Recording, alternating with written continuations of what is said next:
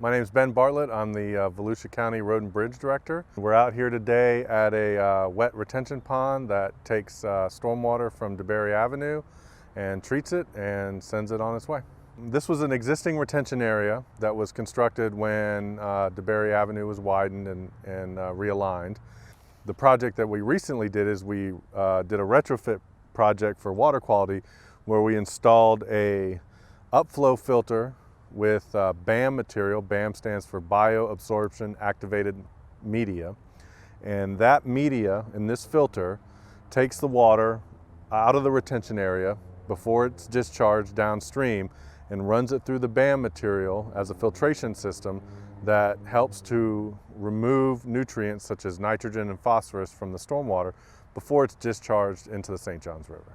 The St. Johns River is considered an impaired water body for nutrients, nitrogen and phosphorus. So we've identified areas that are stormwater outfalls that are maintained by the county that discharge into the St. Johns River where we can attempt to reduce the nutrient loading. One way we're able to do this is by installing this upflow filter. We're able to reduce the amount of nutrients coming out of this retention area and before it goes into the St. Johns River.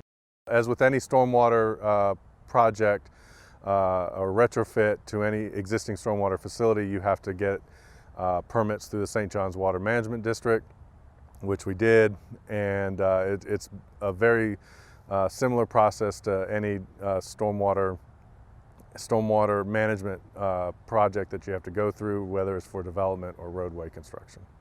We rerouted the water that was going into the control structure and we're running it through this filter, and then we tied the filter back into the control structure, and as you can see, this is pretty much the extent of the area that was impacted when we installed this structure. Something like this can be installed as a retrofit situation on an existing system, which is what we did here, or it's something that a developer could install on a new system for retail development, for home, single-family home development, something like that. They could install an upflow filter like this on their retention area and provide additional treatment for nutrients. Basically, it's a two-chambered with a weir wall. Water comes in on one side, it settles, and it moves through. It's forced through the media, the BAM material, and then once the water moves through that, that's where the nutrient removal happens, and then it ends up flowing out into the control structure. This is one application for BAM material. There are many applications. We've put them in stormwater baffle boxes. You can put them in the bottom of retention ponds. When the water perks into the ground, it perks through the BAM material, and the denitrification and the removal of the phosphorus occurs. They even have situations where they put the BAM material along the banks of ditches and ponds to also remove nutrients. So there's many different applications for this type of media, not just an upflow filter. This particular application with a upflow filter is a very low cost addition to any stormwater project that will help to reduce nutrient loading, and it has a very small footprint and a pretty low maintenance component to it. General maintenance that we normally do on all our stormwater structures, obviously you want to make sure there's no debris or anything blocking the flow. You want to make sure that the water's still moving through the media at a good rate. The media has a certain life expectancy, which is approximately 30 years. This material, there's many different types of BAM material that are proprietary and made by different companies, but they all kind of do the same thing. And so some of them have different life expectancies, but mainly at a certain point, the media inside this filter will have to be replaced, but you just perform routine maintenance and make sure everything's flowing, and that's pretty much it. Right now we're at the intersection of Lakeshore and Providence, which is right on the banks of the St. Johns River. The county had a stormwater outfall, basically a pipe that discharges directly into the river. And some of the water that's flowing through here into the river comes from the retention area we're just at, but also some of the water comes just off the road and is flowing through here and is completely untreated. So the goal with this Thornby Park project was we provided the upflow filter of the retention area to provide some additional nutrient reduction for that water that's leaving the retention area. And we also installed this stormwater baffle box, which includes a BAM filter to provide additional treatment for this water that's coming off of Providence. This baffle box will remove large pieces of debris, such as litter, trash, stuff like that. But the BAM filter will also help with nutrient reduction as far as nitrogen and phosphorus. So what we're doing is we're providing additional treatment on stormwater that essentially had no treatment before. We like to go with the baffle box in situations, on retrofit situations like this, because we have a limited area. We don't have enough space to construct a retention area or anything like that. And a baffle box allows us to provide some treatment in a limited space.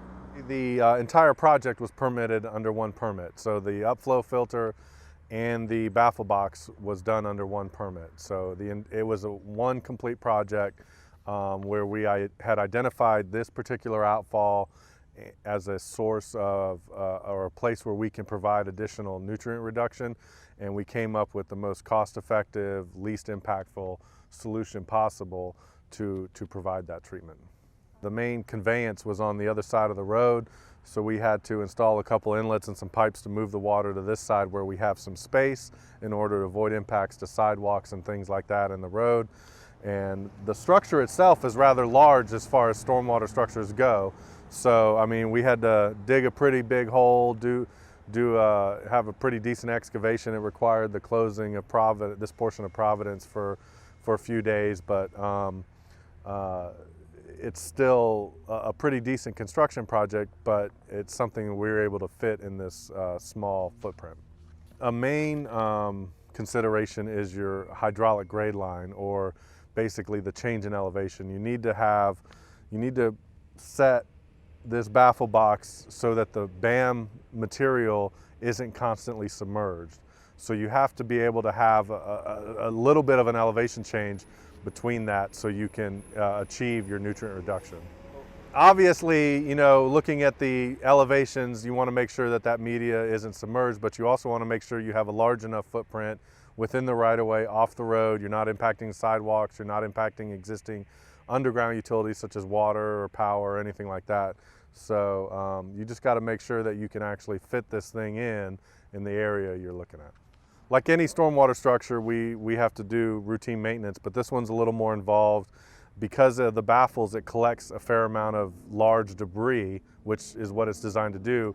We come in periodically with our vac truck and suck that debris out to make sure everything's flowing properly. The BAM material, like I said before, has a life expectancy. Over time, at some point, we'll have to replace it. It's very easy. It's all under that hatch. It comes out, it's bags of material. It comes out, you replace it. It's not that difficult.